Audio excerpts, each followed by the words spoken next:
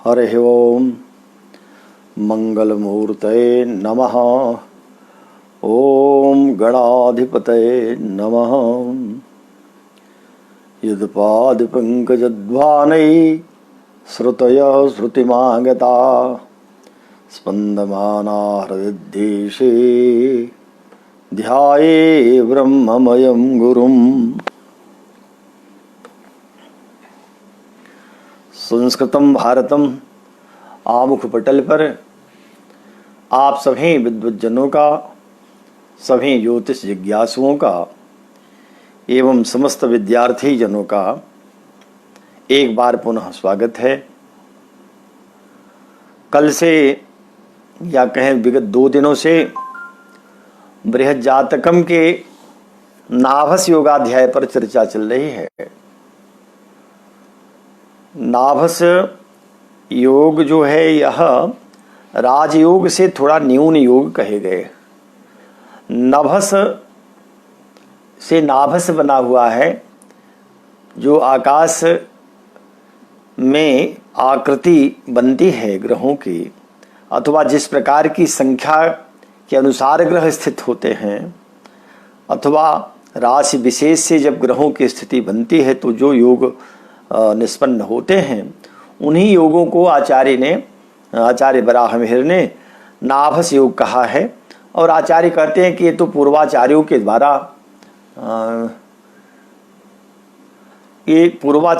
द्वारा कथित है और उसी योग को मैं कह रहा हूँ।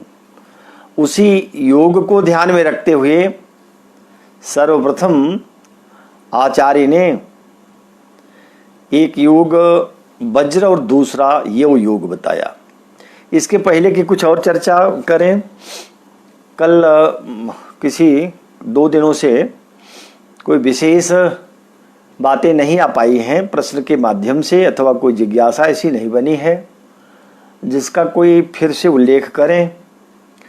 कल एक बस विद्यार्थी ने पूछा है कि हाँ, बरहिस शब्द का योग क्या है। तो वो बरही कहते ही हैं कि 81 कुशो बरही, 81 कुश समूह को ले लेते हैं और जब वेदी बनाते हैं यज्ञ अनुष्ठानों में तो उसके चारों ओर जो परिस्तरण होता है, विशेष करके विवाह अथवा उपनयन संस्कार के समय में बनाते हैं। तो 81 कुशो बरही, कहीं कहा कि अगर अभाव है तो 64 कुशो बरही, 64 कुश को इकट्ठा करें और उसको बरही बनाए। कहा कि अगर इतना भी नहीं है तो मुष्टि मात्र कुशो बरही, एक मुट्ठी में जितना आ जाए उसको बरही कहते हैं। बरही शब्द है वो वही बरहिस मूर्धन्य स को ससुजो रुसोरु से रू फिर विसर्ग हो, रुत्व विसर्ग होगा तो बरही बन जाता है। बरहा जो होता है उसका अर्थ मयूर पिक्ष को कहते हैं। बरहा पीडम नटवर बपुः कर्णयो कर्णिकारम बिभ्रदवासः कनकपिसः वैजयन्तीं च मालां रन्ध्रान् वेणोरधर सुभगम रन्ध्रान् वेणोरधर सुभगम पूरयन् गोपवृन्दै वृंदारण्यम सुपद रमणम प्राभिशत गीत कीर्ति। यहाँ जो बरहा पीडम है वो भगवान श्री कृष्ण अपने मुकुट में मयूर पुक्ष धारण किए हुए हैं। जो पंख मयूर पंख है उसी के लिए बरह है। लेकिन यहाँ जो बरहिस शब्द है उसका अर्थ उतना ही है। वो तो कोश ग्रंथों से देख लेना चाहिए। ये आजकल तो सब कुछ सुलभ है, तो कोशों से देख करके जान लेना। जो ये योग की चर्चा हो रही है उसमें जो कल वज्र योग और यव योग आचार्य वराहमिहिर ने कह दिया, तो कहा कि ये योग संभव तो नहीं हो पाते। क्यों संभव नहीं होते? क्योंकि सूर्य से शुक्र बुध कभी भी चतुर्थ में नहीं हो सकते। तो इसी बात को कह तो दिया योग को, वो कैसे घटित नहीं होंगे इसको अब 6ठे श्लोक में कह रहे हैं। इस पर ध्यान दें। कहा कि पूर्व शास्त्रानुसारेण मया वज्रादयः कृता चतुर्थ भवने सूर्याग्यसितौ भवतः कथम। अर्थ होगा पूर्व शास्त्रानुसारेण, पूर्व शास्त्र के अनुसार, माने पूर्व शास्त्रों में, पूर्व शास्त्र का क्या अर्थ है? पूर्वाचार्यों के अनुसार। इसी ज्योतिष शास्त्र में जो हमारे पूर्वाचार्यों ने इन योगों को कहा है। कौन योग? वज्र और यव योग। तो पूर्व शास्त्रानुसारेण मया वज्रादयः कृतः, उसी के अनुसार मैंने भी वज्र और यव आदि योगों को कहा। लेकिन फिर कह रहे हैं कि चतुर्थ भवने सूर्यात, चतुर्थ भवने सूर्यात, सूर्य से चौथे भवन में, ज्ञसितौ भवतः कथम, बुध और शुक्र कैसे हो सकते? ये दोनों का तो सूर्य से चतुर्थ होना असंभव है। और कह ही दिया कि लग्न और सप्तम में पापग्रह हो जाए और चतुर्थ दशम में शुभग्रह हो जाए, तब वज्र योग होगा। और इसके विपरीत लग्न में और सप्तम में शुभग्रह हो जाए, चतुर्थ दशम में पापग्रह हो जाए, तब यो योग हो जाएगा। तो कहा अगर ये स्थिति है तो संभव ही कहाँ हो पाएगी। लेकिन अगर संभव नहीं तो आप कह क्यों रहे हैं? कहना भी नहीं चाहिए। कहा नहीं, मैं इसलिए कह रहा हूं कि मैंने तो संकल्प लिया है कि पूर्व आचार्यों ने जो कहा है उसको मैं ज्यों का त्यों कहूंगा। अगर कहीं मेरा मतांतर है तो उसको मैं कह दूंगा। और बराहमीर का वो मैंने कल भी कहा था, कभी एक आध दिन और पूर्व में कहा था कि बराहमीर कहते हैं कि मैं स्वयमेव विकल्पयितुम, स्वयं विकल्प बना सकता हूँ। लेकिन बनाता क्यों नहीं? क्योंकि ज्योतिष आगम शास्त्रम, ज्योतिष तो आगम शास्त्र है। विप्रतिपत्तौ न योग्यम अस्माकम, हम लोगों के लिए विप्रतिपत्ति करना योग्य नहीं है। इसीलिए मैं यद्यपि विकल्प बनाकर रख सकता हूँ, फिर भी बहु नाम मतम बख्शे, बहुतों के मतों को उपस्थित कर रहा हूँ, फिर अपना मत भी दे रहा हूँ। इसीलिए कहा कि पूर्व शास्त्रानुसारेण, माने इस शास्त्र के जितने आचार्य हैं उन आचार्यों में पूर्वाचार्यों के मतों को ध्यान में रख करके मैंने वज्रादयः कृता, वज्र आदि जो यव और वज्र योग हैं इनको कहा है, किया है। लेकिन ये संभव इसलिए नहीं है कि चतुर्थ भवने सूर्यात, सूर्य से चौथे भवन, सूर्य तो पापग्रह है, लग्न में हो गया या सप्तम में हो गया। और ऐसी स्थिति में बुध और शुक्र या तो चतुर्थ में हो या दशम में, तब योग संभव होगा। सूर्य से कभी थोड़ा आगे और या कभी थोड़ा पीछे बुध और शुक्र चला करते हैं। ये अधिकतम दूसरी राशि, कभी कभी तीसरी राशि तक जाते हैं। चतुर्थ राशि में तो हो ही नहीं सकते। लेकिन अगर ये पूर्वाचार्यों ने भी कहा है तो कोई बात तो हो सकती है। पूर्वाचार्यों ने भी क्यों कहा होगा?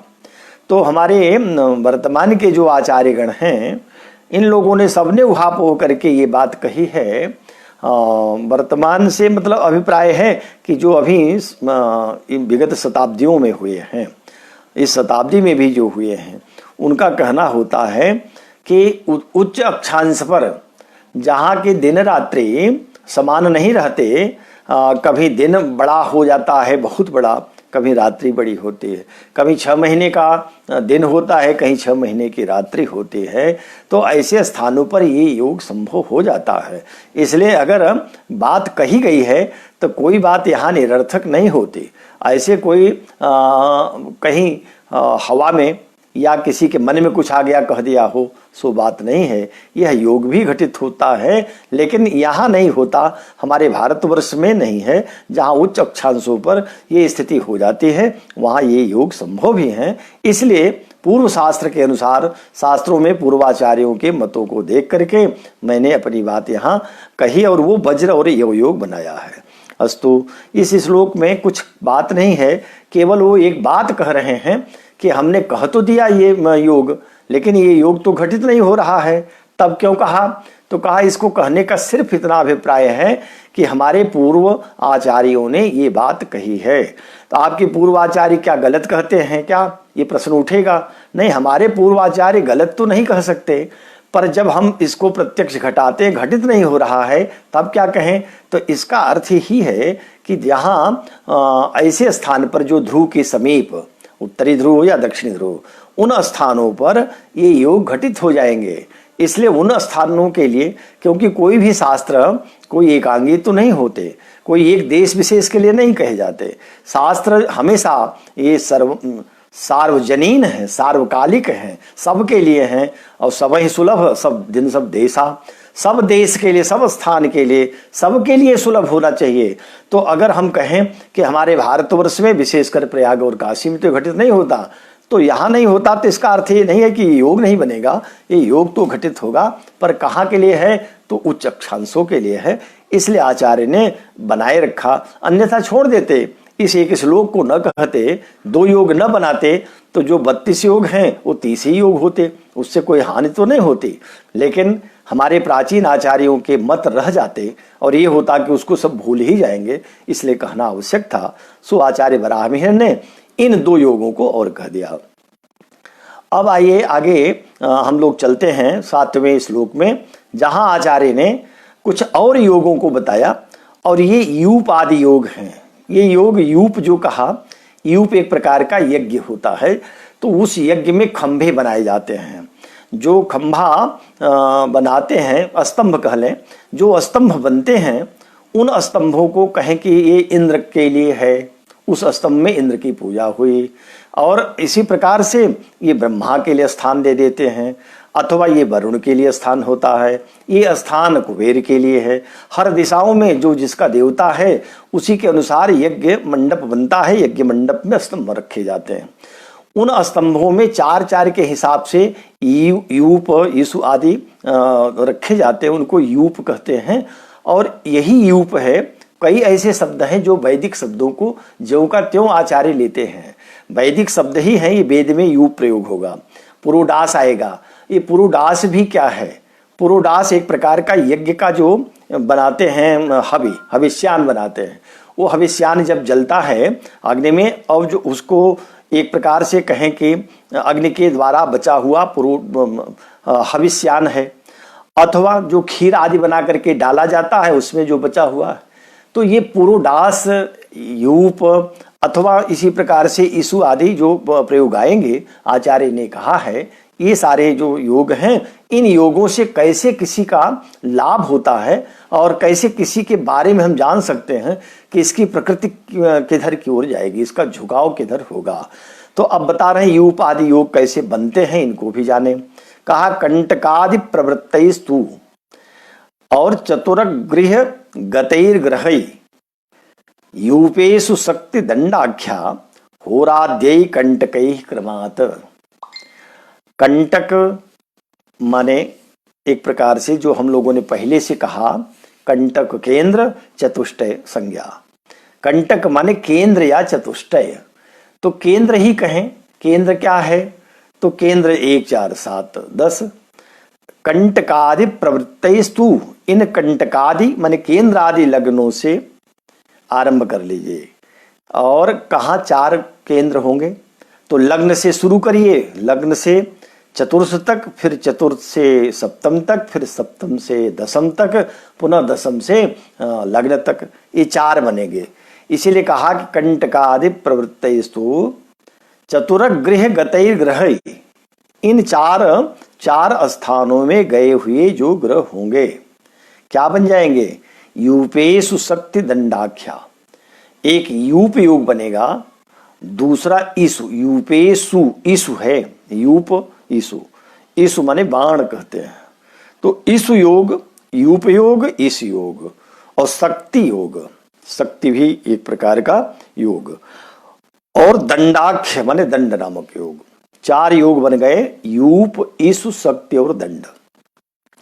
तो कैसे जानेंगे, होराद्यै कंटकै क्रमात्। होराद्यै जब कहा तो होरा माने लग्न, लग्न से शुरू करिए और 4 स्थानों में सभी ग्रह आ जाए।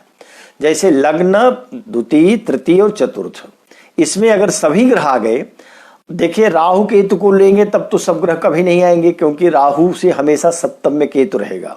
इसलिए राहु केतु की गणना तो आचार्य ने किया नहीं, राहु केतु को छोड़ करके ही ये नाभस योग सब ने लिया है। जिन लोगों ने राहु केतु की विवेचना भी किया है, उन लोगों ने भी इन योगों में राहु केतु को छोड़ दिया है। इसलिए राहु केतु को छोड़ करके आप देखेंगे कहां से आरंभ कर रहे हैं, तो पहले लग्न से, होराद्यै, होरा माने लग्न पर चले जाइए। लग्न में कुछ ग्रह हो गए, और लग्न से द्वितीय में कुछ हुए, कुछ तृतीय में और चतुर्थ में। इन्हीं 4 स्थानों में यदि सभी ग्रह आ गए तब कहेंगे कि ये यूप योग बन गया। और यूप के बाद फिर ईसु कहा। ईसु योग कब बनेगा, तो कहा अब चतुर्थ से सप्तम तक जाइए, माने चतुर्थ में, पंचम में, षष्ठ और सप्तम में सभी ग्रह आ गए। तो अगर सभी ग्रह इसमें आ गए, एक क्रम से सब आने चाहिए, तब कहेंगे इस योग हो गया। और उसके बाद फिर शक्ति योग कह रहे हैं। शक्ति योग के लिए सप्तम में जाइए, सप्तम से गिनिए दसम तक, सप्तम, अष्टम, नवम, दसम, इन चारों में जो ग्रह पड़ेंगे, इन चारों में जब आ जाएं तब कहिए कि यह कौन योग हो जाएगा, शक्ति योग। यूपेषु शक्ति। अब बचा दंड, तो दंड के लिए दसम से लेकर के लग्न तक जाइए। तो दसम, एकादश, द्वादश और लग्न, इनमें सभी ग्रह आ जाएं तब कहेंगे कि ये तो दंड नाम का योग पड़ गया। तो लग्न से लेकर चारों केंद्रों में केवल 4-4 स्थानों में क्रमशः अगर ग्रह पड़ रहे हैं, सभी ग्रह आ जा रहे हैं, तो उन्हीं ग्रहों को कहा कि यूप, ईसु, शक्ति और दंड, 4 प्रकार के नाभस योग हो गए। तो इन 4 प्रकार के नाभस योगों को हमने जान लिया, इनकी आकृति समझ लिया और योग जान लिया। अब इनका फल क्या होता है, तो फल अभी आगे सबका एक साथ बताएंगे, जितने योगों को कह रहे हैं उनको बताएंगे। इस श्लोक में केवल इन्हीं योगों के निर्माण की बात कही गई है, इसलिए इसको फिर से अर्थ करना कुछ कहीं ऐसा शब्द भी नहीं है जो कुछ कठिन हो। ये सारे शब्द आरंभ से ही आ रहे हैं, तो हम लोग इसको ठीक से समझ भी जा रहे हैं, इसलिए फिर से बार बार दोहराने का कोई अर्थ नहीं। कंटकादि देख ले, कंटकादि प्रवृत्तस्तु, कंटकादि माने केंद्र आदि में प्रवृत्त युक्त, चतुरगृह गतई ग्रह, 4-4 घरों में ही कहाँ से शुरू करें, तो कहा होराद्यई, होरा माने लग्न से शुरू करें। तो कंटकई क्रमात्, क्रम से 4 केंद्रों में लग्न से शुरू करके 4-4 स्थानों के ग्रहों से 4 योग बन जाएंगे। पहला यूप, दूसरा ईसु, यूपेशु, तीसरा फिर शक्ति, चौथा दंडाख्य, दंड नामक योग बनेगा। जब योग बन जाएगा, कुंडली में विचार कर लिया जाएगा कि योग पड़ा है, तब योग का फल आगे आचार्य जो बता रहे हैं उसको हम लोग भी जानेंगे।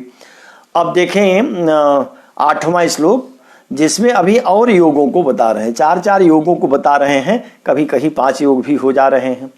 तो इस योग को देखें, अब आगे 9 का योग बता रहे हैं, आचार्य कर रहे हैं, इस श्लोक पर ध्यान दें। 9 कूट छत्र चापानी तदवद सप्तर्ष संस्थितै अर्धचंद्रस्तु नावाद्यै प्राक्तस्त्वन्यर्छ संस्थितैः। अर्थ होगा 9 कूट, 9 माने नौका योग, नौका माने जल की नौका, नौका योग 1, कूट योग 2, 9 कूट, तीसरा छत्र योग, चौथा चापानी, चाप योग, ये 4 योग हो गए। और तद्वत इसी प्रकार से सप्तमर्छ, सप्तमर्छ 7 ग्रह, 7 राशियों में 7 ग्रह क्रमशः पड़ जाएं, संस्थित माने स्थित हो जाएं, तब कौन सा योग बन जाएगा, का अर्धचंद्रस्तु, इसको अर्धचंद्र योग कहिए। नावाद्यई, नाववादी, नाववादी माने 9 कूट छत्र चापानी जो कहा, तो नाववादी माने 9, प्राक्तस्त्वन्यर्छ संस्थितै, आरंभ से एक स्थानों में एक ग्रह पड़े हों, जैसे एकावली योग और अन्य आचार्य कहते हैं ना एकावली योग, तो एक राशि में एक ग्रह क्रमशः पड़े हुए हों, तब कहा कि ये अर्धचंद्रादि योग होंगे। अब देखें, जैसे पहले तो 9 का योग देख लें, तो 9 का योग के लिए कह दिया कि ये 7 स्थान में जानी चाहिए, केंद्र आदि लग्न से आरंभ करें और 7 स्थानों में ले चलें। तो अब क्रम से 9 का योग पड़ेगा। तो केंद्र में हमने लग्न से शुरू किया, जब लग्न से शुरू किया तो कहाँ तक जाएगा, लग्न से लग्न 7 स्थान तक जाएगा, सप्तम तक जाएगा। तो लग्न से सप्तम तक अगर सभी ग्रह आ गए क्रमशः, तब इसको कहेंगे 9 का योग बन गया। अब एक ओर से शुरू किया और दूसरे माने सप्तम तक चला गया, तो ऐसे ही लगता है जैसे नौका, जल की नौका बनी हुई हो, क्योंकि एक रेखा लग्न पर रखिए और सभी भावों में खींचते हुए रेखा चले जाइए सप्तम तक, तो लगता है ये नौका बन गई है, नाव में बैठे लोग हैं। जब बनाएंगे तब वो अपने आप स्पष्ट समझ में आ जाएगा। ऐसी आकृति आकाश में दिखाई पड़ जाती है तो इसको नौका योग कहेंगे। नव और कूट योग बन जाता है। तो कूट योग कहाँ से बनेगा? अब चतुर्थ से 7 स्थानों तक ले जाइए। तो चतुर्थ स्थान में पंचम, षष्ठ, सप्तम, अष्टम, नवम, दशम, ये 7 स्थान हो जाएंगे। तो 7 स्थानों में चतुर्थ से दशम तक जब एक एक ग्रह हो गए तब ये बन गया कूट योग, नव कूट। और फिर कहा कि छत्र योग। छत्र तो एक प्रकार का छाता होता है। छत्र माने छाता। तो जैसे छाता तान दिया जाए तो वो छाता किसको? लग्न में आत्मा, जीवात्मा लग्न ही है, शरीर है, तो उसके चारों ओर से छाया बन गई है, उसी को छत्र कहेंगे। तो इसको कहाँ से शुरू करेंगे? तो सप्तम से लेकर के लग्न पर्यंत चले जाएं। तो सप्तम से लग्न पर्यंत एक छाता लगा हुआ है, एक एक ग्रह रहेंगे, तो इसको कहेंगे छत्र योग हो गया। और पुनः अब दशम से लेकर चतुर्थ तक आ जाइए। तो जो दशम से चतुर्थ तक आएगा उसको क्या कहेंगे? चाप योग। इस प्रकार से ये 4 योग तो हो गए। फिर कहा तद्वत इसी प्रकार से सप्तर्ष संस्थितई। अब ये अर्धचंद्र योग होता है। ये अर्धचंद्र योग कैसे होगा? तो ये भिन्न भिन्न 7 स्थानों में हो, भिन्न 7 स्थानों में 7 ग्रह हो। अब ये 8 प्रकार का अर्धचंद्र योग बनता है। ये अर्धचंद्र कैसे होगा? केंद्र में नहीं होना चाहिए, बस वही स्थिति तद्वत माने जैसे था वो केंद्र से सब ग्रह शुरू हुए थे। इसमें केंद्र से शुरू मत करिए, ये द्वितीय स्थान से करिए। केंद्र को ग्रह पड़ जाएंगे, क्रमशः तो पड़ेंगे, तब आ जाए तो कोई बात नहीं, लेकिन केंद्र से आप शुरू नहीं करेंगे। जैसे ये 8 प्रकार का अर्धचंद्र योग होता है, तो 8 प्रकार का होगा। इसका अर्थ है कि लग्न से छोड़ करके द्वितीय स्थान से शुरू करिए, तो दूसरे स्थान से 7 स्थानों तक क्रमशः ग्रह बैठाइए। तो दूसरे से अष्टम तक गए तो द्वितीय, तृतीय, चतुर्थ, पंचम, षष्ठ, सप्तम, अष्ट, ये 7 ग्रह आ गए। अब इसको कहेंगे अर्धचंद्र योग हो गया। तृतीय से शुरू करेंगे तो नवम तक जाएंगे। ऐसे ही चतुर्थ से शुरू करेंगे, नहीं चतुर्थ से नहीं कर सकते क्योंकि चतुर्थ तो केंद्र हो जाएगा, तब पंचम से शुरू करें।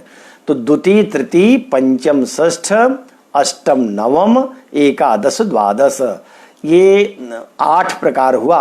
पहला द्वितीय से एक योग हो गया, दूसरा तृतीय से हो गया, चौथा पंचम से, पांचवा षष्ठ से, और छठा फिर अष्टम से, और फिर उसके बाद नवम से, अब दशम छोड़ देंगे, एकादश, द्वादश से। तो ऐसे 2-2 वे बन रहे केंद्र के बीच बीच में, द्वितीय, तृतीय, पंचम, षष्ठ, अष्टम, नवम, उधर एकादश, द्वादश, तो ये 8 हो जाएंगे।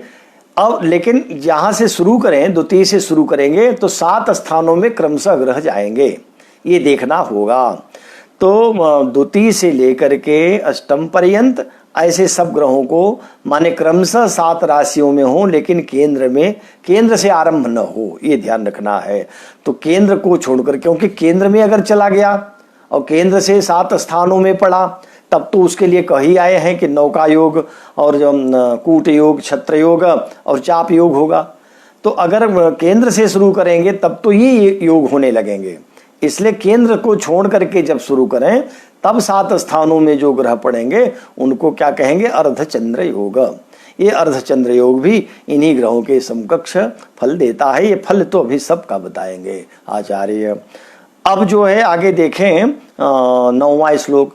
इस श्लोक में बस इतना ही है, फिर से एक बार चाहे दोहरा लीजिए, बात वही है। नवकूट छत्र चापानी तदवत सप्तर्ष संस्थितई। नौका योग, कूट योग, छत्र योग और चाप योग, ये क्रम से लग्न से आरंभ करके 7 स्थानों में स्थित ग्रहों से योग बनता है, उसको नौका कहते हैं। फिर चतुर्थ से लेकर के 7 स्थानों में जो ग्रह पड़ेंगे उसको कूट योग कहेंगे। उसके बाद दशम से शुरू करेंगे, नहीं, फिर उसके बाद शुरू करें सप्तम से लग्न पर्यंत जो ग्रह आएंगे तो उसको कहेंगे कि छत्र योग हो गया। उसी प्रकार से चाप योग दशम से शुरू करें, चतुर्थ तक आएगा, ये हो जाएगा चाप योग। फिर कहा अर्धचंद्रस्तु नावाद्यई, जैसे नावाद्य नौका आदि बने वैसे अर्धचंद्र योग बनेगा। बस इसके लिए ये है कि लग्न या केंद्र से इसको आरंभ नहीं करना है, केंद्र के अतिरिक्त से आरंभ करें और 7 स्थान क्रमशः पड़े रहें तो अर्धचंद्रस्तु अर्धचंद्र योग होगा। प्राक्तस्त्वन्यर्क्ष संस्थितई, अन्य ऋक्ष संस्थितई माने सभी राशियों में पूर्ववत स्थित रहेंगे लेकिन केंद्र से आरंभ नहीं होंगे, इस योग को अर्धचंद्र योग कहेंगे। ये 8 श्लोक हो गए। 9वें श्लोक में आइए। एकांतर्गत ग्रह षड ग्रहाश्रितै विलग्नादि स्थितै चक्रम मिथ्याकृतिज संग्रह। ये आकृतिज योग है, आकृति योग, क्योंकि आकृति वैसी बनती जा रही है। जो नाम ले रहे हैं उन नामों की जैसी आकृति है वैसी आकृति बन रही है। तो एकांतर्गतई अर्थात एकांतर करते जाइए। जैसे अभी आपने अर्धचंद्र योग किया तो अर्धचंद्र में क्रमशः 7 स्थानों तक ग्रह पड़े रहेंगे, लेकिन अब एक एक राशि का अंतर करते जाइए। जैसे द्वितीय स्थान से आरंभ करेंगे तो द्वितीय स्थान लिया, फिर तृतीय नहीं लेंगे चतुर्थ लेंगे, फिर पंचम छोड़कर षष्ठ लेंगे, फिर सप्तम छोड़कर अष्टम लेंगे, फिर नवम छोड़कर के दसम लेंगे, फिर एकादश छोड़कर 12 लेंगे। कितने स्थान आएंगे? 6 आएंगे, क्योंकि एक एक अंतर कर कुल 12 तो होते ही हैं। तो 12 में एक अंतर कर दिया तो बचे कितने? 6। तो इन 6 स्थानों में अगर एक साथ एक एक स्थान छोड़कर 6 7 ग्रह आ जाएं, इन 6 स्थानों में कौन ग्रह? सूर्य आदि 7 ग्रह आ जाएं, तब कौन योग होगा? तो इसको कहा समुद्र योग हो जाता है। एकांतर्गतैर अर्थात समुद्र षड ग्रहा स्थितै, 6 स्थानों में सूर्य आदि 7 ग्रह स्थित हों, लेकिन कहाँ से? लग्न से नहीं, केंद्र से नहीं, द्वितीय स्थान से। और द्वितीय स्थान से जैसे इसके पूर्व में अर्धचंद्र कहा वैसे समुद्र योग भी होगा, पर अर्धचंद्र में क्रमशः सारे ग्रह होंगे, लेकिन इसमें क्रमशः नहीं बल्कि एक एक राशि का गैप रहेगा, अंतर रहेगा। एक अंतर्गतैर अर्थात। और फिर कह रहे हैं विलग्नादि स्थितै चक्रम मिथ्याकृतिज संग्रह। इसी तरह लग्न से लेकर, लग्न से अब आरंभ करेंगे, द्वितीय से नहीं, और बीच में एक एक ग्रह छोड़ते जाएंगे। जब लग्न से द्वितीय छोड़ा तृतीय ले लिया, फिर चतुर्थ छोड़ा पंचम ले लिया, तो एक एक का अंतर करें, लेकिन लग्न आदि से स्थित जो ग्रह आएंगे 7 ग्रह 6 स्थानों में ये भी आएंगे, तो इसको कहेंगे कौन सा हुआ योग? चक्र, चक्रम इत्याकृति संग्रह, ये चक्र योग हो गया। तो 2 योग और बता दिया, एक योग है समुद्र योग और दूसरा है चक्र योग। समुद्र योग कैसे जाना? तो समुद्र योग पड़ता है द्वितीय स्थान से लेकर के 12 स्थान तक, लेकिन बीच में एक एक राशि को अंतर करते जाएंगे, छोड़ते जाएंगे। शेष में सब 6 स्थानों में अगर ग्रह पड़ गए तब समुद्र योग हो गया। और अगर हम इसी तरह लग्न से शुरू करें और एक एक राशि को छोड़ करके फिर ग्रहों को 6 स्थानों में स्थित करें तो जो योग आएगा उसको चक्र योग कहेंगे। चक्राकार स्थिति बनेगी तो वह चक्र योग हो जाएगा। तो ये 2 योग और बता दिया। तो ये 9 श्लोक पूरे हो गए। अब आइए 10वें में अभी और योग बचे हैं जिनको गिना रहे हैं। 10वां योग है, 10वां श्लोक है, योग नहीं, योग तो कई हो गए, अब अभी गिना नहीं गया। अब ये जितने बता रहे हैं इन्हीं को ले लिया जाए तो 32 योग पूरे हो जाएंगे। अब शायद 7 योग बताएंगे, ये 7 योगों को गिन लिया जाए तो वो 32 हो जाएंगे। तो 32 में अगर 7 घटा दिया जाए तो 25 योग हो जाएंगे। तो ये 25 योगों तक की चर्चा लगभग अभी कर ली है। अब जो 7 योग हैं इनको गिना रहे हैं, इन्हें भी क्रम से जान लीजिए। कहा कि ये संख्या योग हैं। अब ये संख्या के आधार पर इनकी संख्या इतनी बनती है इसलिए ये योग कह दे रहे हैं। संख्या योगासु सप्त सप्तर्च संस्थई रैका पायाद वल्लकी दामिनी च पासह केदारः शूल योगो युगम च गोलश्चान्यान पूर्व मुक्तान विहाय। अर्थ होगा संख्या योगा स्यु, संख्या योग होते हैं। सप्त सप्तर्च संस्थई, 7 स्थानों में, माने 7 आदि स्थानों में जब सारे ग्रह क्रमशः 7 स्थान में कहीं बैठ जाएं। अब वो जो पहले से बताया गया ऐसा कुछ नहीं है, कहीं भी क्रमशः अगर 7 स्थानों में ग्रह आ गए, क्रमशः आवे और चाहे तो अलग अलग ही क्यों न आवे, 7 स्थान में सारे ग्रह अगर आ रहे हैं क्रमशः आएंगे तब तो ये कावली योग होगी। और अभी जो बताया गया इसके पहले नौका, कूट, छत्र, चाप आदि, तब वो योग होने लगेंगे। संख्या गिन लीजिए कि कितने राशि में ग्रह कुल पड़े हैं। कुल ग्रह 7 ही हैं और एक एक राशि में अलग अलग पड़ गए हैं। तो 7 स्थानों में अगर ग्रह पड़ जाएंगे तो सप्त सप्तर्ष संस्थई एक का पायात कौन योग बनेगा? बल्लकी, बल्लकी योग हो जाएगा। बल्लकी माने वीणा योग। वीणा में 7 स्वर 7 तार होते हैं और वो जो 7 स्वर निकालते हैं, तो इसीलिए वीणा को बल्लकी भी कहते हैं। तो वीणा योग हो गया बल्लकी योग, क्योंकि 7 स्थानों में 7 संख्या के ग्रह हो गए। फिर उसके बाद 7 से 1 कम कर, तो अगर 6 में सारे ग्रह आ गए, किसी में 2 हो गए, बाकी सब 1 1 हैं, तब दामिनी च दूसरा योग हो गया दामिनी योग। दामिनी तो बिजली को कहते हैं, दामिनी माला भी है, दाम के लिए कहते हैं, माला भी है और बिजली भी। तो बिजली का यहाँ क्या लेना देना है, ये लगता है कि माला की तरह होता है, इसलिए दामिनी योग कह दिया। फिर पासह, अब 6 के बाद 1 कम और कर लीजिए तो 5 है। 5 स्थानों में सभी ग्रह आ जाएंगे तो पास हो जाता है। पास माने बंधन जो बांधते हैं, तो पास 5 में पास योग हो जाएगा। और फिर 1 कम कर दीजिए तो 4 में सारे ग्रह आ गए। तो 4 में तो पहले भी बताए यूप योग आदि, तो कहा कि ये जो 4 बताए गए उसी प्रकार से तो ये भी हैं। 4 में आया तब आपने केदार योग कह दिया। हाँ, ये तो होगा, लेकिन संख्या योग और जो पहले आकृति योग कहे गए हैं, इनमें आकृति योग की प्रधानता रही। आगे चर्चा भी कर देंगे। अभी यही समझ लें कि जब 4 ही राशियों में सभी ग्रह आ गए तब संख्या योग में कौन योग बनेगा? केदार, केदार योग बन जाएगा। और अब 4 से भी कम कर लीजिए, 3 ही स्थान में सभी ग्रह आ जाए तब सूल, सूल माने त्रिशूल, त्रिशूल से सूल कह दिया है। त्रिशूल में 3 रहते हैं ना, इसलिए यहाँ 3 राशि में सब ग्रह आ गए तो इसको सूल योग कह दिया, माने त्रिशूल योग हो गया। और फिर कहा कि 2 में ही सब आ जाए, 3 से भी कम कर लीजिए। तो 2 में अगर 7 ग्रह आ जाए तब योग, योग माने तो वैसे भी 2 होता है, तो योग बन गया। योगो युगम च, युग माने 2, तो युग अर्थ हो जाएगा, युग योग हो जाएगा। तो 2 में अगर है तो युग हो गया। और अगर 7 ग्रह एक ही जगह आ गए, एक ही आ गए, तब गोलक, गोलस चान्या पूर्व मुक्तान विहाय, ये 7 योग और हो गए।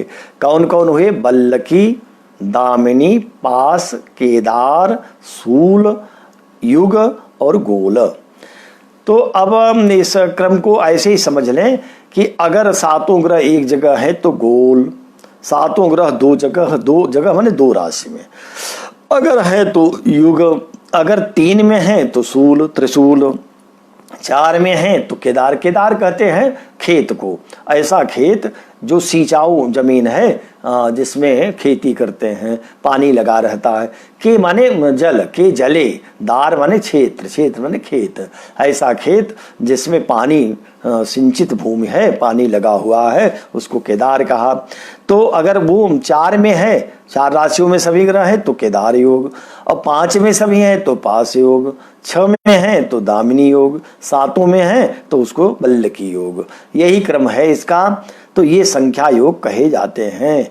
लेकिन ये संख्या योग फल का क्या इनका होगा? क्योंकि इसके पहले तो आपने आकृति योगों में भी बता दिया। जब आकृति योग बता दिया है तो उसी तरह से संख्या भी हो जाएंगे। तो हम संख्या योग माने कि आकृति माने? का ऐसा कहीं कहीं होगा, निश्चित ही ऐसा होगा। तो जब ऐसा हो जाए तो इसका फल संख्या का न कह करके तब उसको आप आकृति योग ही जानिएगा। ये बात आचार्य ने कह दिया। ये 10वां श्लोक भी पूरा हो गया। अब आइए 11वें श्लोक पर। 10वें में बस यही है, केवल योगों का नाम बताया और क्रम बता दिया है कि कैसे जानते हैं। तो आप लोगों ने तो जान लिया। अब इस योग में जानने में कोई कठिनाई नहीं, केवल योग बन रहे हैं, संख्या के द्वारा 7 योग बन गए, इसमें कुछ भी बहुत जटिलता नहीं है जिसको और बार दोहरा करके कहें। तो आप लोग इतने तो निश्चित ही बुद्धिमान हैं, सभी ज्योतिषी हैं, सबको ज्योतिष का अच्छा ज्ञान है, इसलिए आप लोग स्वयं समझ लेते हैं। हाँ, कहीं भ्रम कुछ रह जाए तो उसको पूछ भी सकते हैं। हाँ, पूछेंगे माने कैसे पूछेंगे, लिख देंगे, फिर अगले दिन हम उसको बताएंगे। अब अगला श्लोक 11वां देखिए। ये अभी तक जितना बृहद जातक में पढ़ा गया, ये 12वें अध्याय का 11वां श्लोक आ रहा है। इसके पहले जितना पढ़ा अभी तक माने 18 मई से ही क्लास चल रहा है और आज 28 जून हो गया, तो माने 1 मास 10 दिन और बीत गए, 10-11 दिन। इसमें अभी हम लोगों ने कहीं नहीं पढ़ा था कि किस जातक का क्या फल होगा, उसकी प्रकृति क्या होगी, उसकी बस ये बता दिया इस ग्रह का स्वरूप है, ये इस दिशा का मालिक है, ये राशि यहाँ की वो है, ये भी बता दिया इतनी आयु होती, आयु की गणना कर लीजिए। दशा भी कह दिया कि ये दशा सुभद रहेगी या ये कष्टकारी रहेगी, दशा भी कह दिया। दशा में कोई विस्तार से उसका फल कहीं नहीं कहा न दशा का फल शुभ ग्रह अशुभ ग्रहों को, पापक ग्रहों को बता दिया।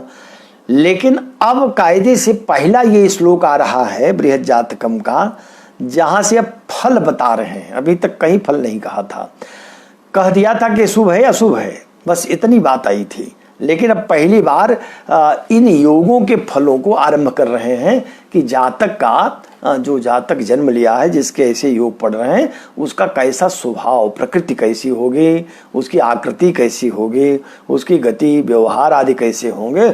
अब यहाँ से कुछ बीच बीच में अब जान लें कि यहाँ से फलादेश आरंभ हो जा रहा है। अब फल ही जानने का जो जिसके लिए फलित ज्योतिष पढ़े जाते हैं, तो एक ढंग से अभी तक तो पूरा ये बता दिया, भूमिका भी बन गई और एक प्रकार से दशा बता दिया, आयु बता दिया और अष्टक वर्ग गोचर आदि बता दिया, फिर योगों को भी बता दिया और ग्रहों की संज्ञा, राशियों की संज्ञा और ज्योतिष में प्रयुक्त होने वाले लगभग जितनी चीजें आती हैं सबको आचार्य ने कह दिया, कुछ बचा नहीं। तो अब केवल फलादेश को हम लोग जानेंगे कि कैसे कौन जातक हो सकता है। ये जातक क्रूर होगा या जातक दयालु होगा, कृपण होगा, धनाढ्य होगा, या जितने भी गुण अवगुण होते हैं, अब योगों के माध्यम से इसी 11वें श्लोक से आचार्य फलादेश कर रहे हैं। आगे सभी फलादेश ही आएंगे, तो इस पर भी ध्यान दें। तो अभी अब ये नहीं है कि सब फलादेशी है, जहाँ आवश्यकता पड़ेगी वहाँ जैसे नष्ट जात का अध्याय है तो उस कुंडली भी सिद्ध करेंगे, द्रेषकांड आदि अध्याय आएंगे तो द्रेषकांडों का भी स्वभाव स्वरूप बताएंगे। तो इस प्रकार से बीच बीच में कुछ संज्ञाएं भी चलती रहेंगी और उसके फल, लेकिन फल अब कहना आरंभ कर रहे हैं।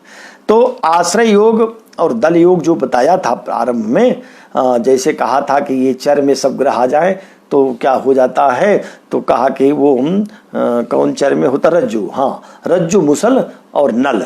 तो रज्जु मुसल और नल को योगों का फल कैसे होगा, या जो फल दल योग में माला योग और सर्प योग कहा था उनको सभी एक श्लोक में 11वें श्लोक में फल बता दिया।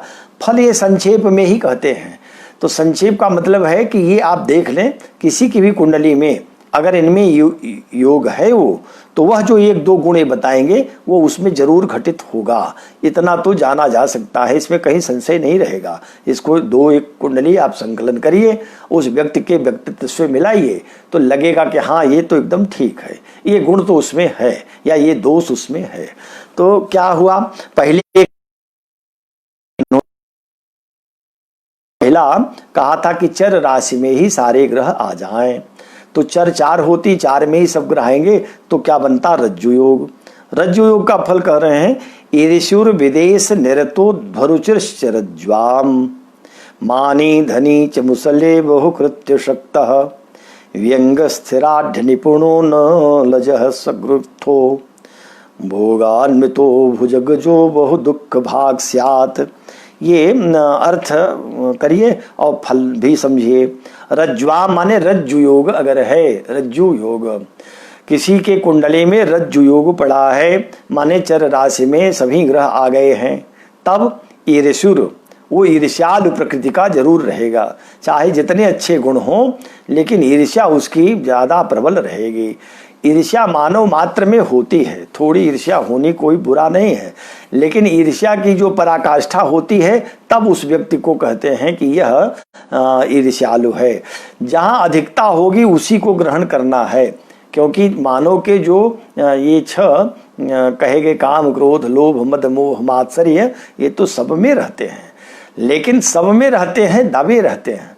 जिसका एक प्राकट्य बहुत अधिक हो जाता है उसके लिए कहा वो ईर्ष्यालु प्रकृति का ज्यादा रहेगा, उसमें ईर्ष्या पद पद पर बनी रहेगी। तो ईर्ष्यु माने ईर्ष्यालु प्रकृति का रहेगा। ईर्ष्या तू न गई मेरे मन से, ईर्ष्या कभी जल्दी निकलती नहीं। और समान धर्मा जो हैं, जिस क्षेत्र में एक काम कर रहा है अगर दूसरा भी उसी क्षेत्र में हो तो भले दोनों में न्यूनाधिकता हो, पर बर्दाश्त नहीं करते एक दूसरे को। उससे ईर्ष्या होती है कि हमसे आगे क्यों, मैं इससे आगे निकल जाऊं, ये बात देखी जाती है। इसीलिए जिनमें ये योग पड़ गया है रज्जु योग, रज्जु माने रस्सी ही तो है, रस्सी तो रस्सी माने एक प्रकार से गुण है, और रस्सी संस्कृत में गुण को रस्सी भी कहते हैं, और ये गुण ये तो सत्वरजतम होते ही हैं, तो ये गुण भी एक प्रकार की रस्सी ही है।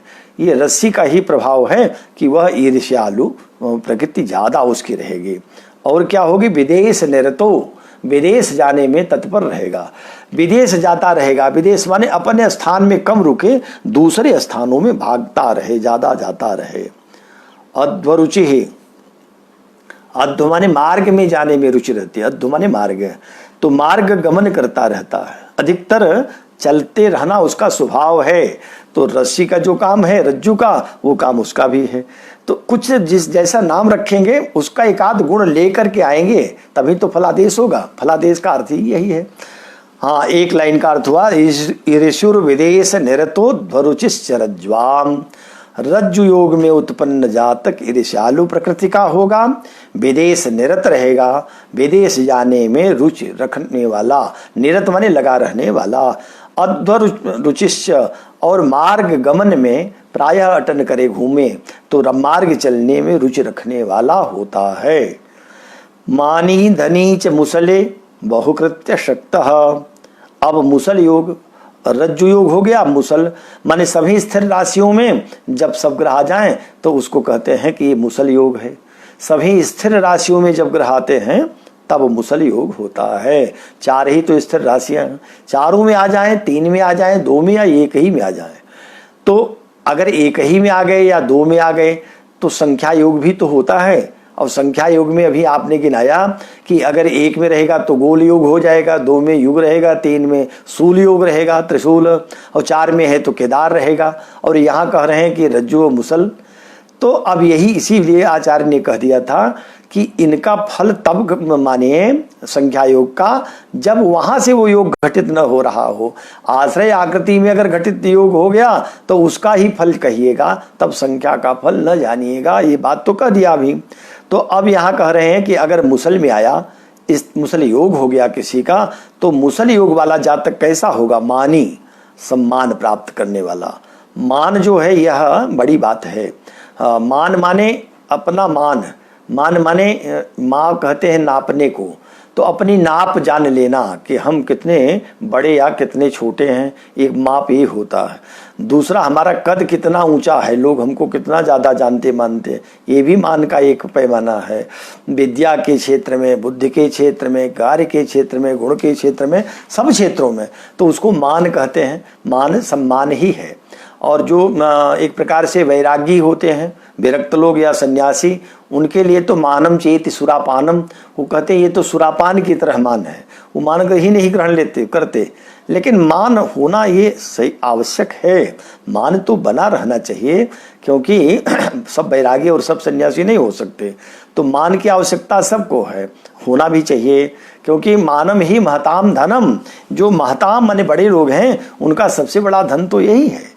अधमा धन मिक्षन्ति, जो केवल अधम लोग होते हैं धन ही चाहते हैं। और धनम मानम च मध्यमा, धन और मान जो दोनों को चाहता है वो मध्यम कोटि का व्यक्ति है। लेकिन उत्तमा मान मिक्षन्ते, जो उत्तम जन हैं वो केवल मान चाहते हैं। उत्तमा मान मिक्षन्ते, मानम ही महताम धनम, ये बड़े लोगों का सबसे बड़ा धन यही है। महताम माने महापुरुषों का सबसे बड़ा धन यही है कि अपने सम्मान को बचाए रखते हैं। सम्मान हमारा बचा रहे, इसी सम्मान को बचाने के लिए कभी किसी प्रकार का गलत कार्य नहीं करते। जीवन चला जाए, आज मृत्यु हो युग के बाद हो, लेकिन हम सम्मान से जिए, सम्मान हमारा बना रहे, मान बना रहे। तो ये मुसल योग वाला मानी होता है। बस ये कहना था, वो तो प्रसंग आ गया इसलिए थोड़ा आगे चला गया। तो मानी माने सम्मान प्राप्त करने वाला, सम्मानित व्यक्ति रहता है मुसल योग का। धनीच और धनवान भी होता है, धन भी अच्छा रहता है उसके पास। धनी जब कहेंगे तो धन का मतलब है कि ठीक ठीक धन रहता है, नहीं तो महाधनी कहेंगे या धनाढ्य कहेंगे, तब इसका अर्थ है कि बहुत प्रबल धन वाला होगा। और बहुकृत्य शक्तः, शक्तः माने लगा हुआ, सटा हुआ।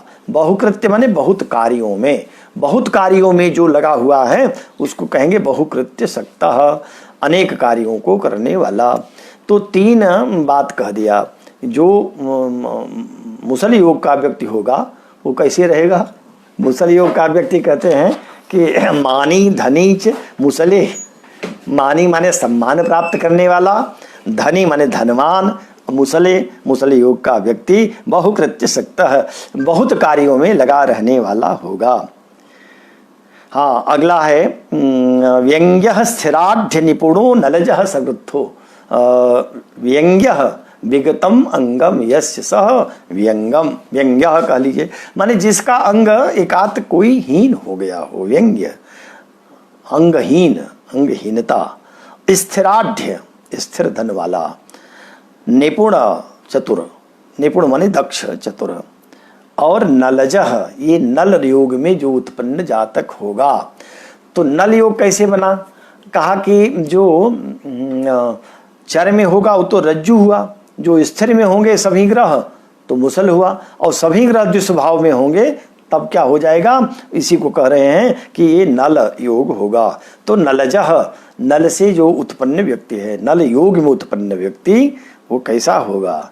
व्यंग्य विगत अंग, अंगहीन, कहीं न कहीं कोई अंग की हानि रहेगी। स्थिर आढ्य, स्थिराढ्य, आढ्य माने तो धन है, स्थिर धन वाला। और निपुण, निपुण का अर्थ है चतुर, दक्ष होगा। नलजह, नल योग वाला। और स्रगुत्थः, स्रग माने माला, स्रग कहते माला को। 2 योग बने थे दल योग में। दल योग में दो, एक तो था सर्प योग, एक माला योग। ये कैसे बना था? तो देखिए, जब शुभ ग्रह आ जाए, 4 में आवे, चाहे 1 2 में आवे अथवा 3 में आवे, और सारे पापग्रह केंद्र से बाहर हो जाएं, तब तो स्रक माला योग होता है। और सारे ग्रह केंद्र में पापग्रह आ जाएं और शुभ ग्रह केंद्र से बाहर हो जाएं, कहीं भी हो, पड़फर में हो चाहे अपोक्लिप में हो। और केंद्र में पापग्रह मन 4 केंद्रों में आवश्यक नहीं है, 1 2 3 4 में, किसी में 4 में हो सकते हैं, 3 में, 2 या 1 में भी हो सकते हैं। केंद्र में आ जाए पापग्रह और केंद्र से बाहर हो जाए शुभ ग्रह, तब कौन योग होता है? तो योग हो जाएगा वो सर्प योग। तो माला योग में पैदा हुआ जातक कैसा रहेगा और सर्प वाला कैसा रहेगा? तो इसको यहां समझा दे रहे हैं। स्रगुत्थः, स्रग माला में उत्थित, माला योग में पैदा हुआ जो जातक है, भोगान्वितः, भोगी होगा। एक ही उसके लिए योग कहा, वो भोगी होगा। अब अगर भोगी होगा कह दिया तो देखें, इसी से बहुत सारी बातें आ जाती हैं। अब ये नहीं समझना चाहिए कि बस केवल एक छोटा सा शब्द कह दिया, माला इतना बड़ा योग और बस भोगी होगा। ये ठीक उसी प्रकार से है जैसे उस एक वृद्धा स्त्री ने किसी यक्ष को सिद्ध किया, तपस्या करके एक यक्ष को सिद्ध किया। स्त्री वृद्ध हो गई थी, अब थोड़े आयु बची थी, तो उसने चाहा कि किसी देवता को प्रसन्न करे और किसी अच्छे सिद्ध संत से मंत्र लिया और एक यक्ष को प्रसन्न कर लिया। देवता ही समझ लीजिए प्रसन्न कर लिया। जब वो देवता प्रसन्न होकर के आया तो कहा वरदान मांगो, लेकिन एक ही वरदान देंगे, 2-3 वरदान नहीं दे सकते। एक वरदान जो मांगना हो मांग लो। बुढ़िया बहुत चतुर थी। उस वृद्धा स्त्री ने कहा कि अगर आप देवता प्रसन्न हैं तो हमको ये वरदान दीजिए। अब एक ही वाक्य कह रही है लेकिन सब उसमें ले आ दिया। कहा कि मैं चाहती हूं कि सोने के थाली कटोरे में अपने पौत्र के साथ चाहिए और उस पौत्र के साथ खीर खाऊं, दूध की बढ़िया सुंदर बनी खीर दूध की खाऊं। अब वृद्धा स्त्री अविवाहिता थी, विवाह ही नहीं था, एक ही वरदान मांगा है और उस यक्ष को तथास्तु कहना पड़ा। जो जीवन भर विवाह नहीं हुआ, मरने की स्थिति में आई, तो पहले तो इसकी आयु बढ़ी, दूसरा इसको फिर क्या हुआ कि विवाह हुआ, तीसरा संतान हुई, उस संतान में भी अब उसका विवाह कर लिया बेटे का जो भी हुआ, फिर बेटे को बहू आई, उसको भी फिर बेटा पैदा हुआ। अब सोने चांदी होंगे, सोने के थाली और कटोरे होंगे तो धन भी खूब हुआ ना। तो वरदान तो केवल मांगी एक, लेकिन उसमें सब आ गया। ठीक यही स्थिति इसमें भी समझना चाहिए। देखिए सूक्ष्म में एक बात कह दी जा रही है, लेकिन अब भोगी होगा तो बिना कहीं समझ में आता है कि धन खूब रहेगा, ऐश्वर्य, जो सुख सुविधाएं हैं, भौतिक सुख सुविधा, सबसे संपन्नता बनी रहेगी। इसको अलग से बताने की आवश्यकता नहीं है। इसलिए जो आचार्य ने पहले ही कहा था कि शास्त्र प्लवम हम करने तो जा रहे हैं, लेकिन ये विचित्र बहुलम है, तो बहुत छोटे में कहूँगा, थोड़े में सूत्रवत, सूत्र में कह दूंगा और अर्थ तो आप लोगों को ही करना है, सब ज्योतिषियों को स्वयं से समझ लेना है। तभी तो सूत्र का अर्थ ही कहा था ना कि अल्पाक्षर मसंदिग्धम सारवत विश्वतो मुखम। देखिए वाणी का भी सदुपयोग हो गया। वाणी में 4 गुण होते हैं, सारम, सुष्ठु, मितम और मधु। तो सार तो यही है कि तत्व कह दिया एक में, सुष्ठु भी कह दिया और मित माने परिमित भी। उसके बाद क्या हुआ कि मधु। अब एक शब्द से आप अनेक और क्या उसके हो सकते हैं, स्वयं से अर्थ करेंगे। तो कहा कि जो स्रग माने माला योग में उत्पन्न है वो भोगान्विता, भोगी होगा, माने ऐश्वर्यवान होगा और सर्व अर्थ काम और धर्म से संयुक्त होगा। अब भुजगजो, अब एक और योग बचा, ये योग है भुजगज। भुजग माने सर्प, भुजैः गच्छन्ति इति भुजगाः, जो कि भुजा से चलते हैं, भुजा तो होती नहीं इनको, इनकी भुजा वही है जो सरक कर चलते हैं, इनका पेट ही इनकी भुजा है। तो ये हमेशा भुजग से चलते हैं इसलिए भुजग कहते हैं। भुजग माने सर्प। और सर्प योग मैंने कल भी कहा था कि काल सर्प तो किसी प्राचीन आचार्य ने कहीं नहीं कहा, लेकिन सर्प योग सबने कहा है। तो सर्प से ही काल सर्प दक्षिणात्य विद्वानों ने माना और बीबी रमन के समय से थोड़ा पूर्व से ही आ चुका था, वो योग आगे प्रचलित हो गया। तो कोई बात नहीं, काल सर्प योग भी होता है जब राहु केतु को मानते हैं तब।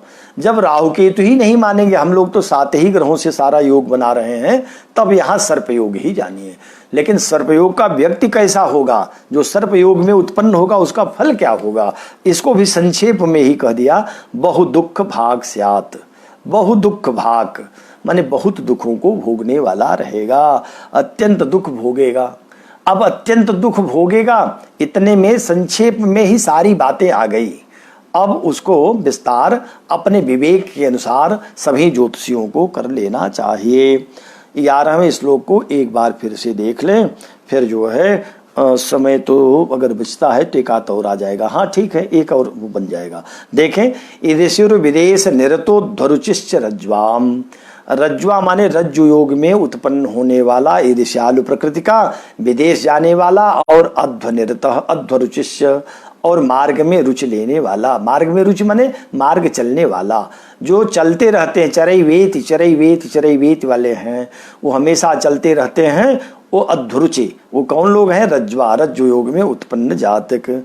मानी धनी च मुसले बहुकृत्य शक्त, जो मुसल योग में हैं, मानी मानी माने सम्मान वाले, धनी धनाढ़, और बहुकृत्य शक्त अनेक कार्यों में सक्त माने लगे रहने वाले। हाँ, अशक्त भी कहेंगे तब भी अर्थ यही होगा। अशक्त अशक्ति रणभिस्वंगई पुत्रदार गृहादिषु, ये गीता में 15वें अध्याय में कहा है। अशक्त अशक्त माने भी सक्त, सटना ही होता है। अशक्त माने लगा हुआ ही होता है। अशक्त से आसक्ति बनी हुई है। आसक्ति का अर्थ भी है सटे रहना, लगे रहना। तो अशक्त भी अर्थ है तो लगे रहना, माने अनेक कार्यों में सदैव तत्पर रहना, ये अर्थ होगा। और फिर आगे नलजह, जो नल योग में उत्पन्न जातक है उसके लिए व्यंग्य। व्यंग्य का अर्थ है कि अंगहीन होता है। स्थिराढ्य, स्थिर धन वाला होता है, स्थिर धन वाला। निपुण, और कार्य में दक्ष होता है। जो भी कार्य करेगा उसमें योगः कर्मसु कौशलम की तरह, कर्म में कुशलता ही योग है, तो एक प्रकार का योगी होता है। और स्रगुत्थः, स्रग माने माला है, वो भोगान्वितः, अत्यंत भोगी होगा। भोगी माने धन धान्य रहेगी। अब भुजग जो सर्प योग में उत्पन्न हुआ है वह बहु दुख भाग स्यात्, वो बहुत दुखों को भोगने वाला रहेगा। अब ये 11 श्लोक पूरे हो गए। 12वें में कुछ भी नहीं है, बस इतना कहा कि आश्रय योगास्तु विफला भवन्त्यन्ये विमिश्रिताः।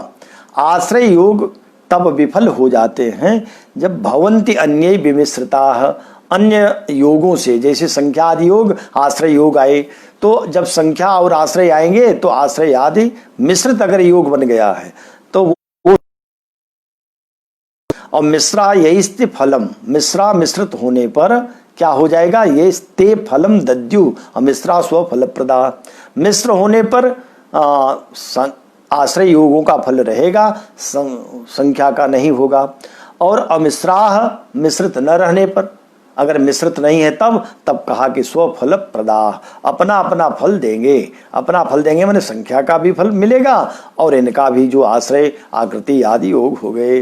तो 12वें श्लोक में कुछ खास नहीं, इतनी ही बात कह दिया कि दो प्रकार आश्रय योग और संख्या योग दोनों कभी कभी एक ही योग में दोनों घटित हो जाते हैं।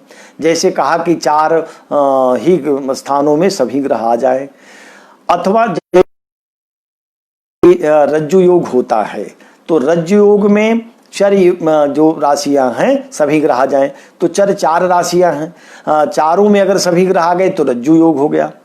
लेकिन कह रहे हैं कि अगर 4 में आ गए तो उधर केदार योग संख्या में भी कह दिया, तब तो ये दोनों ओर घटित हो गया, केदार योग भी बन गया और इधर आश्रय योग भी बन गया। तो कहा तब ऐसी स्थिति में जब मिश्रित हो तब आश्रय योग का फल तो घटित हो जाएगा लेकिन संख्या का योग विफल कर जाएगा। लेकिन अगर मिश्रित नहीं है, मिश्रा यैस्ते फलम दद्यु, अमिश्रा स्व फल प्रदा, अमिश्र प्रदान करेंगे। ये 12वां श्लोक भी पूरा हो गया। अब कल 13वें श्लोक से आरंभ करेंगे। आज बस इतना ही। आप सब लोगों का बहुत बहुत धन्यवाद, क्योंकि सबने पूरा समय दिया। आपके साथ रहने से ही, आपके सहयोग से ही ग्रंथ का पारायण आगे चल रहा है, बढ़ रहा है। सभी लोगों का के प्रति भगवान से मंगल कामना करता हूँ। सर्वे भवन्तु सुखिनः, सर्वे सन्तु निरामयाः, सर्वे भद्राणि पश्यन्तु मा कश्चित् दुःखभाग् भवेत्। शुभम भूयात्। जयतु संस्कृतं, जयतु भारतं, जयतु ज्योतिषं। धन्यवादः।